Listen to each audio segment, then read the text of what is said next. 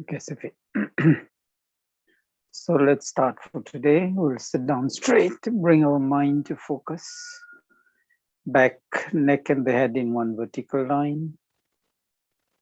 Deep inhale and exhale. And while exhaling, we're going to chant Om, but first we'll practice regulating our breath. Just remember, as we practiced the last two times, when we are breathing in, often when we ask the question, people say when we breathe in, the belly goes inside. But if the belly goes inside, what happens? It contracts and creates pressure on the diaphragm, and that pushes on our lungs, so reduce our breath intake. So trying to regulate our breath, let's start with exhale first. Pulling our shoulders slightly down, deflating the lungs, and pushing the belly button towards the spine, the back, deflating the stomach also. Then gradually start inhaling by first inflating the stomach, the belly, maximum as we can. Then the lungs, fill in the lungs to the maximum capacity and push the shoulders slightly up. Continue to inhale and slowly exhale when you feel you've reached maximum capacity. And exhaling again, it's the free step process. Pulling the shoulders downwards, deflating the lungs, and pushing the belly button towards the spine. Then inhale, exhale, using the same process. Be aware of the air flowing in and out of the nostrils. Be present with that.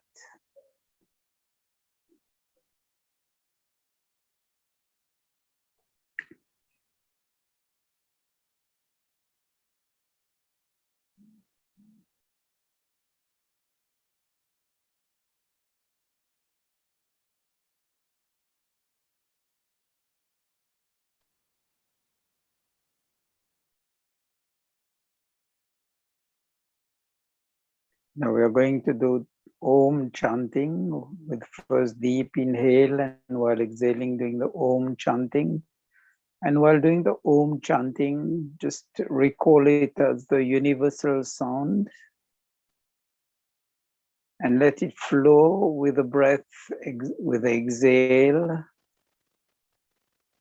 And at the same time, listen to your own chanting, the vibrations going out and coming back to us.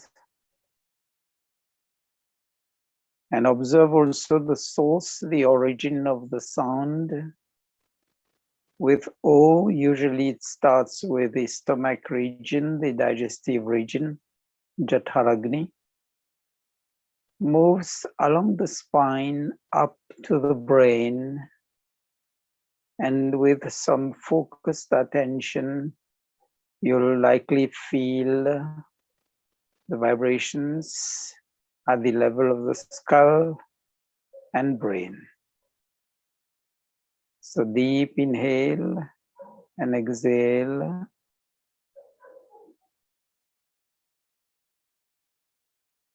Om.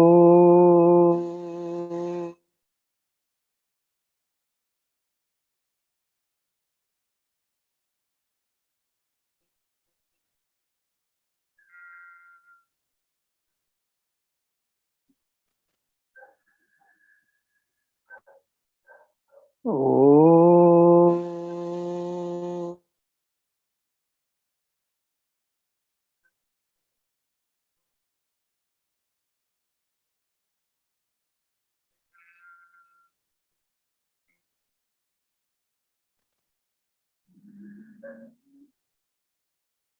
Oh.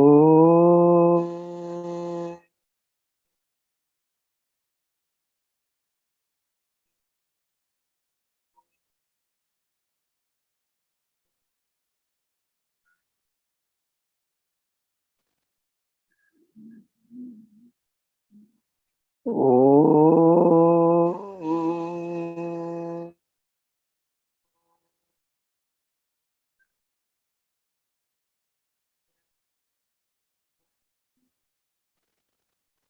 Now we'll proceed with Om chanting, where you'll be doing only the lips movement, no vocal sound from your mouth, but still be present with the chanting, and you can still feel the vibrations through the body. I'll still guide you by me being vocal. Oh.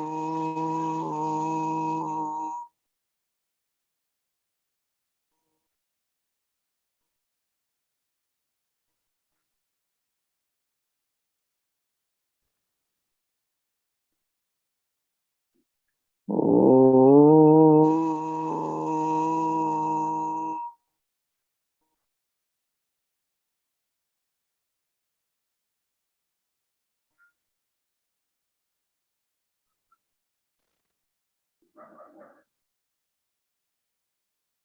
Oh.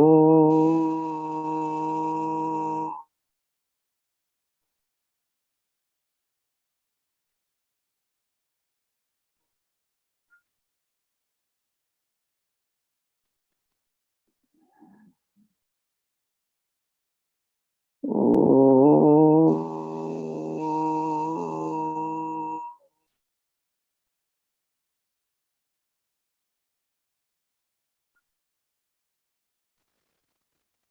In the third round, you will not be doing any lips movement, only silent chanting, synchronized with the breath, and yet in the focus state, we can still feel the vibrations within our body. I'll guide you for the round, but when I'm silent, you continue doing the silent Om chanting. Still be focused, be present with your own silent chanting. Oh.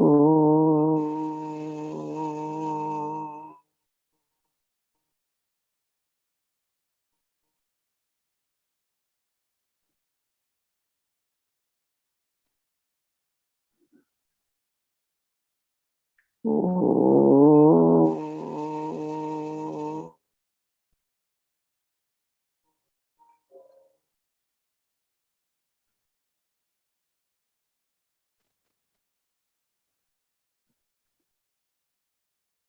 Oh.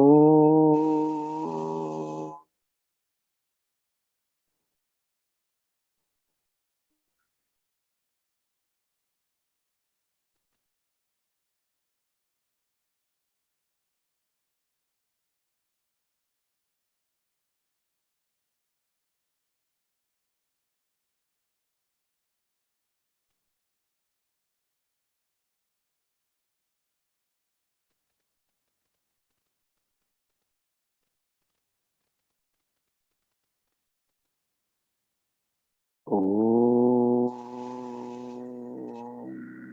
Join the palms together, rub them gently, cover the eyes, open the eyes below the palms. External light don't hit at our eyes, especially the retina, which is very sensible.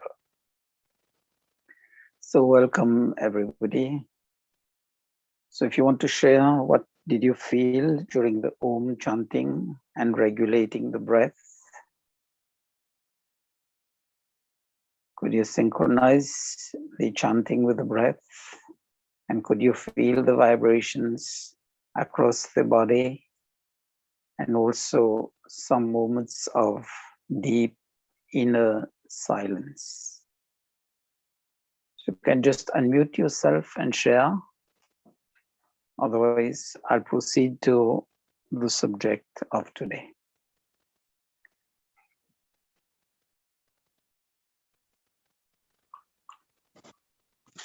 Okay. Yes, Kavi? Yes, Acharya, it was very good this time, better than last week. As last week I was a bit restless. I came into a rush. This time I enjoyed it better, and even the from start to finish, that is, I could like hear my breath, inhale and both exhale. You know, we breathe every day, every second, but this yoga class, though as you instructed, we could do it, I could do it, but this becomes so special because there is a guiding voice of yours. There is this guidance, and you know, I try to forget everything around. I don't see anything almost. So thank you. It was so nice. That's a good sign, starting to detach. And at one point in time, if you continue practice regularly, say 5 minutes morning and 5 minutes afternoon, if you are in the rush, otherwise if you can spare up to 10 minutes, then you can feel the real progress. And when you start feeling the real progress and with the inner peace, then you'll always look for time to increase the span to probably 20 minutes.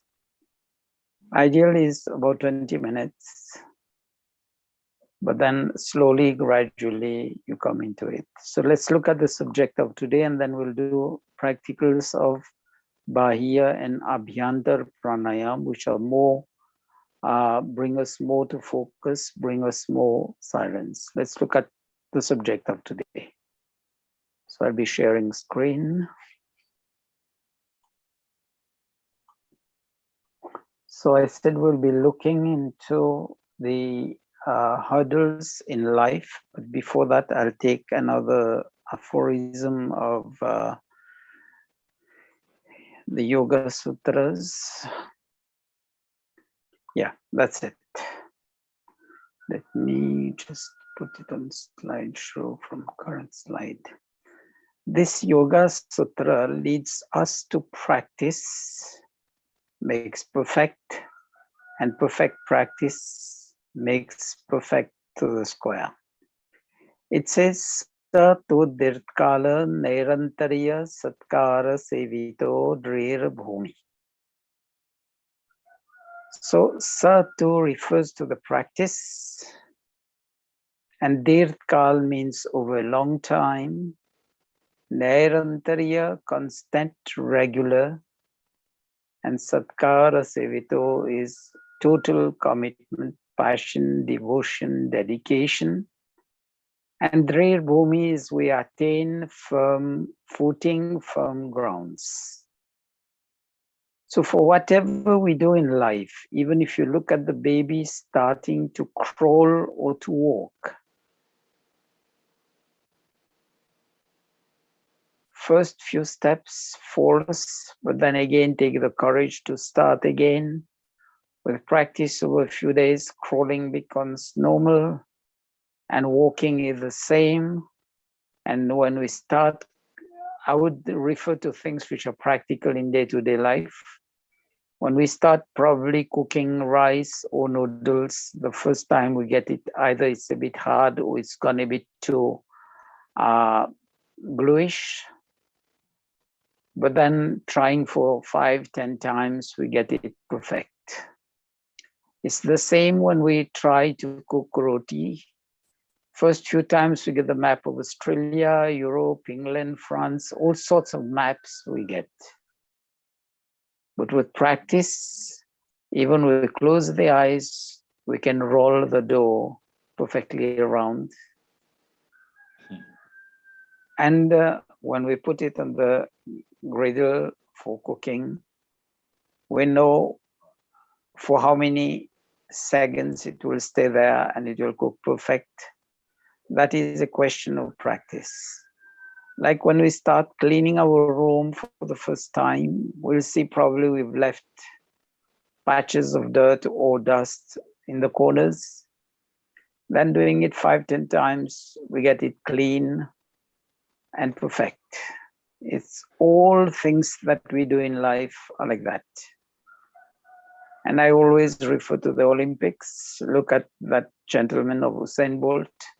Practices morning, afternoon, evening to run the race for 10, not even 10 seconds, the 100 meters, 200 meters, not even in 20 seconds to get the gold medal. And that practice is over 4 years, at least. So for whatever we want to achieve in life, be it on the point of view of meditation or any other thing in life, this sutra is very important in life. Then we'll come to the subject of today, the different hurdles that we face in life.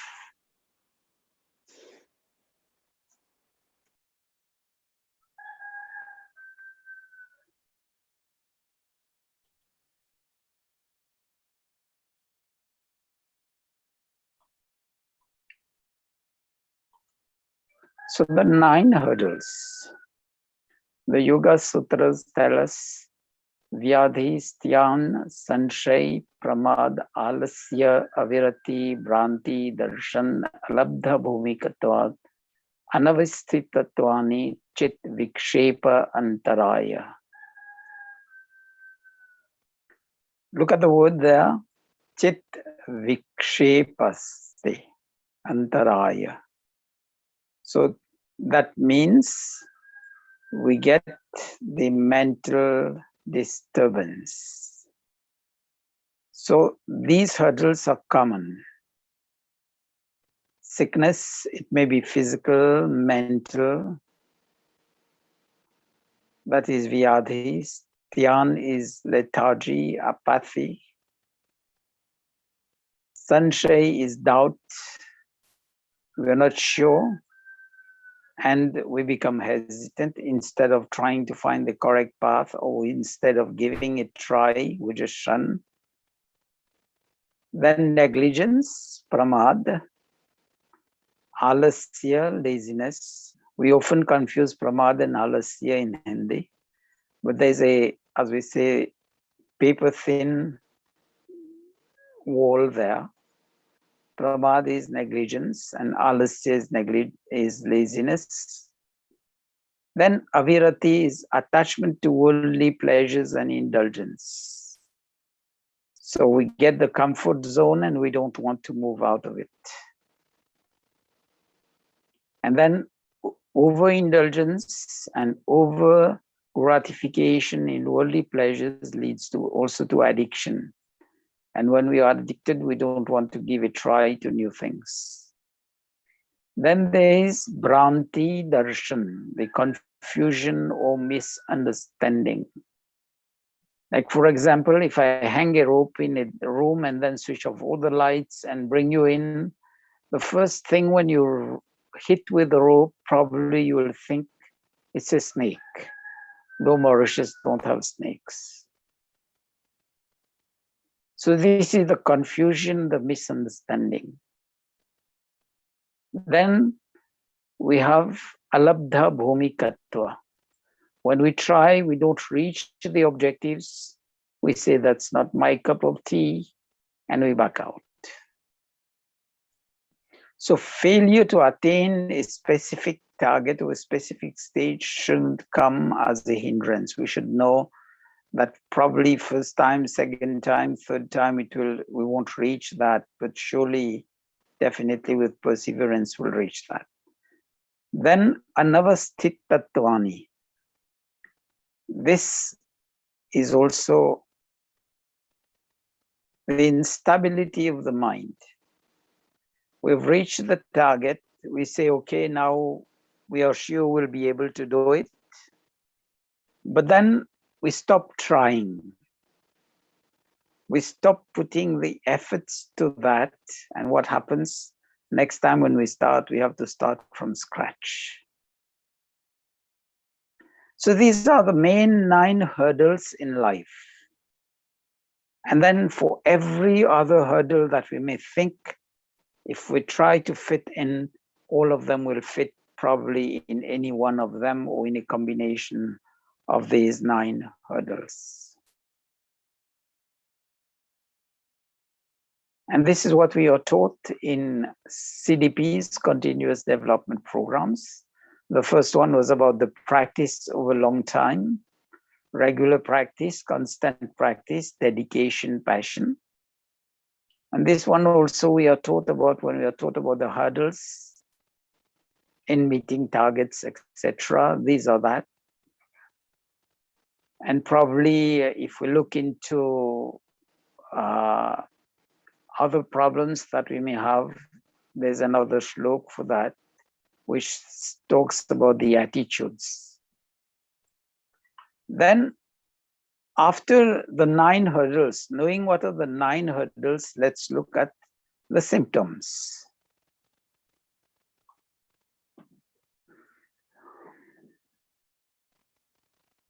The symptom says, Dukkha dormanasya angame jayatva shwas prashwas vikshepa saha bhuva.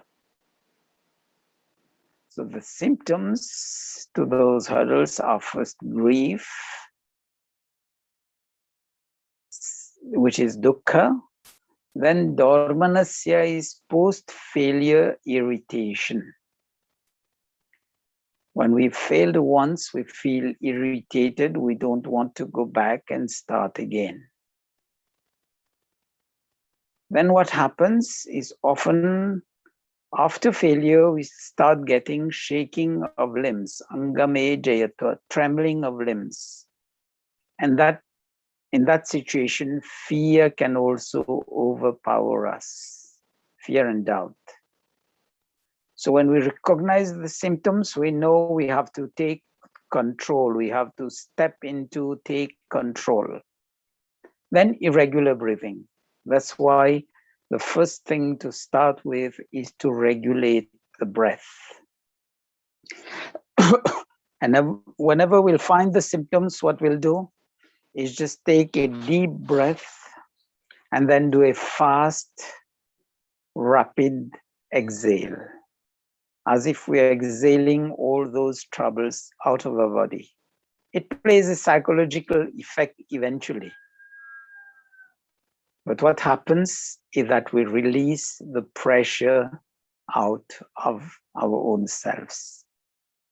Then the next one talks about the attitudes.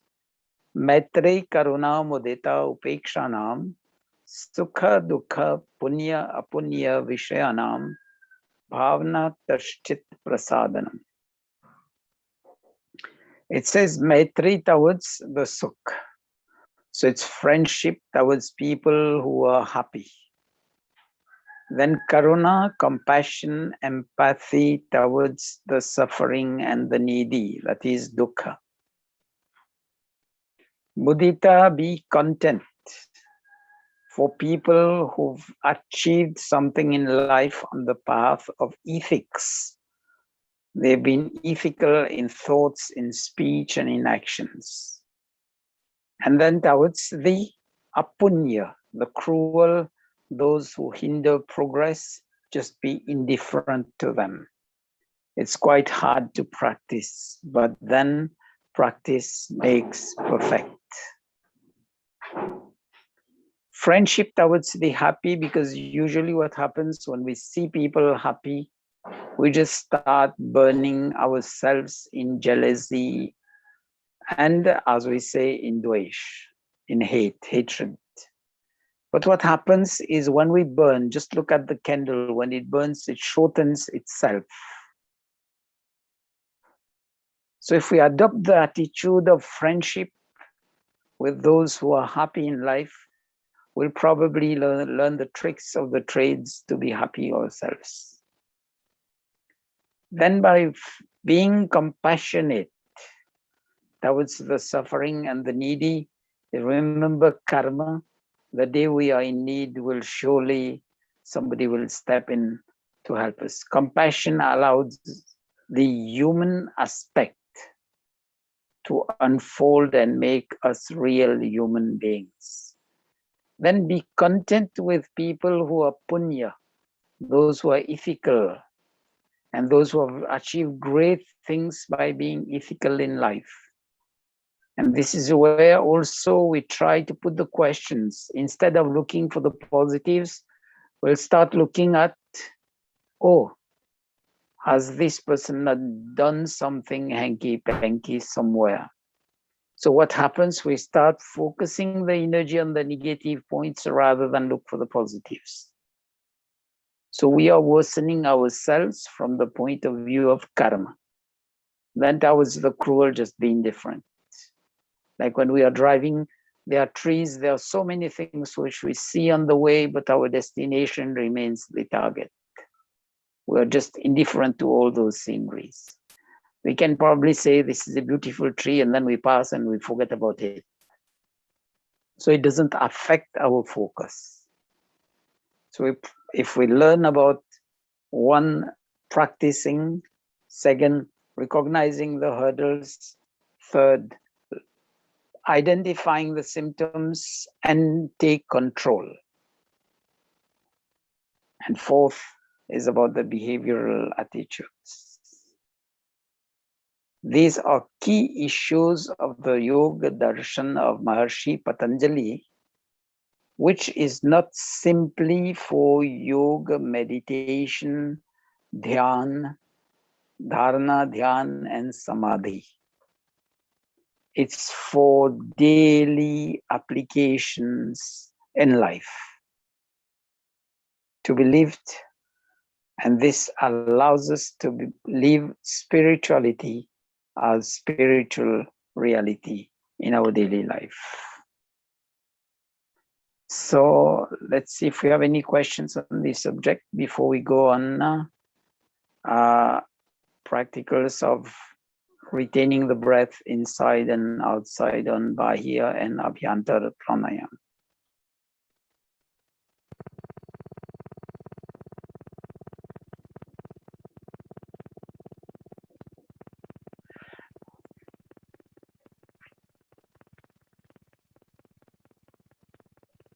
Okay, let's go on practicing Bahya Pranayam first, but just remember, if anybody has a high BP problems, you have to retain the breath probably for 1/4 or 1/3 of your capacity. Otherwise, that may create problems, because by retaining the breath in outside and inside, it's going to play on our energy levels, because it pushes the oxygen and nutrients within the body when we retain the breath inside.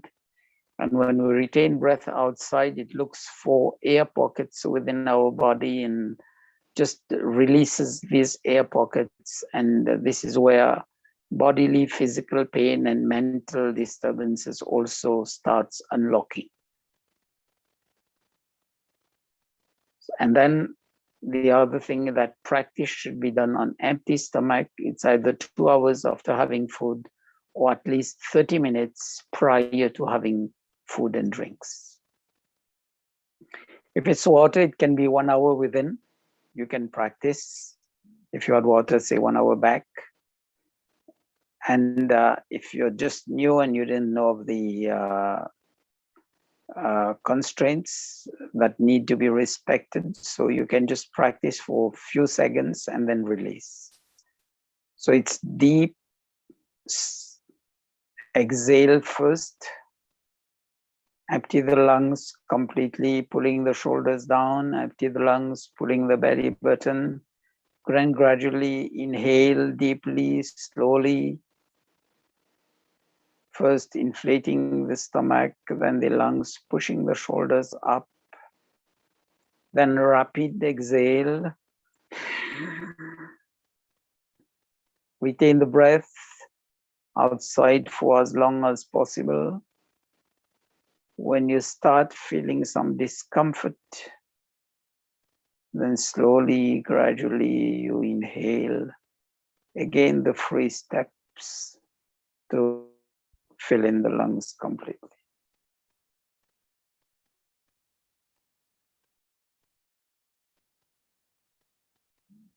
Normal breathe in, breathe out 2 times, and then again, deep inhale with forceful exhale and retain the breath outside.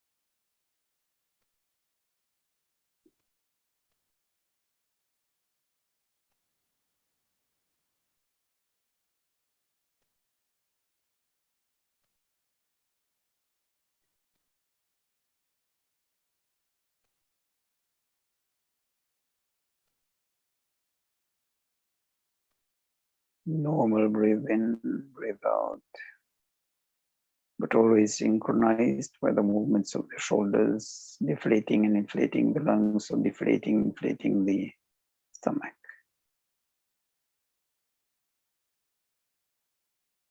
Third round of exhale, retaining the breath outside.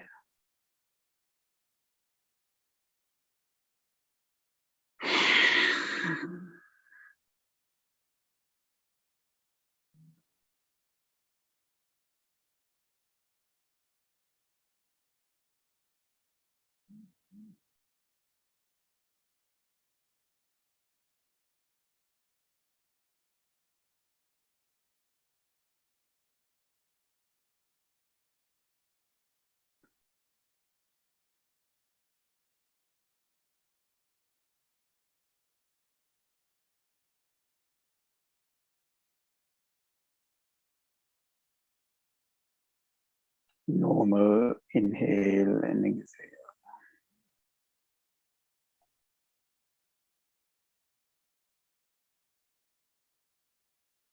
Now we're going to do Abhyantara Pranayam, retention of the breath inside. So exhale normally, but then empty the lungs completely with the belly as deep inside towards the spine as possible. Then gradual, slow inhale, filling the stomach, the lungs, and pushing the shoulders up, and retain the breath when you feel the full.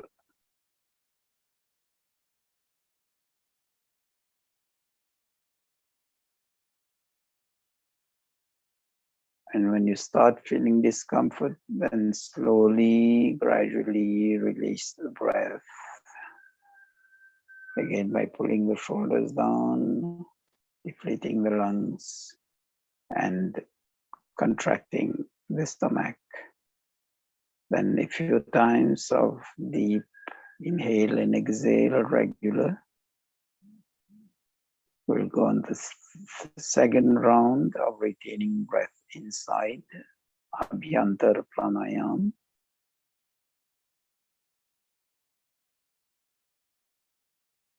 Inhale, tension inside.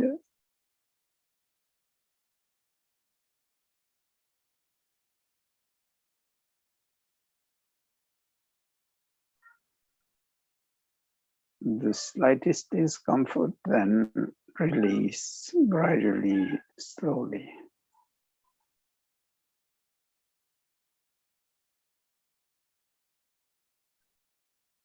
Then 2 to 3 times normal breathing.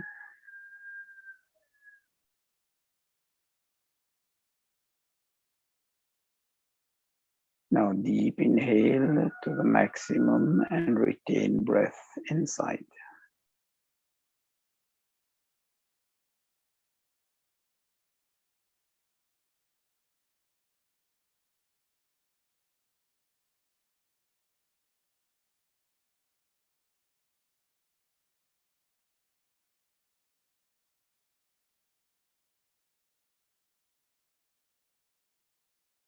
Then gradually, slowly exhale, body totally relaxed.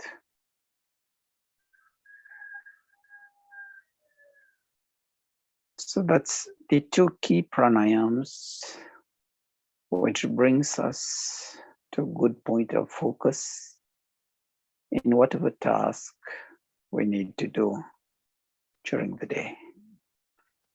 And if we practice that probably early morning when waking up, then before going to bed, we can just sit down on bed and do it, because what happens is that when we put our feet down in the morning, it's the whole rush of the day. And till we don't go to bed. Second, you can do the Om chanting also in between. But please continue your own practice and at your end, and do the Bahya and Abhyantar Pranayam, 3 rounds morning, 3 rounds afternoon or evening. And if you have some time during the day, probably before lunch, you can practice, because that takes about 5 minutes. And some practice like this will help us be better focused. Because if you've paid attention to when you retain the breath outside, probably likely some of you may have sensed pulsations across the body, moving pulsations from inside to outside. And when you retain the breath inside, then it creates the pressure pushing the pulsations inside to all the organs of the body. That's double benefit, because it sends oxygen more and more to the body, to all organs of the body. And remember, the brain functions mostly on oxygen. And when the brain doesn't get oxygen, we say it's brain dead. So to boost our level of oxygen, these pranayama are a very effective and efficient way, as well as bringing us to focus. And more importantly, to start giving us moments of inner peace, inner silence. So, any questions or any feedback, you can just unmute and then you can share your experiences or your feedback.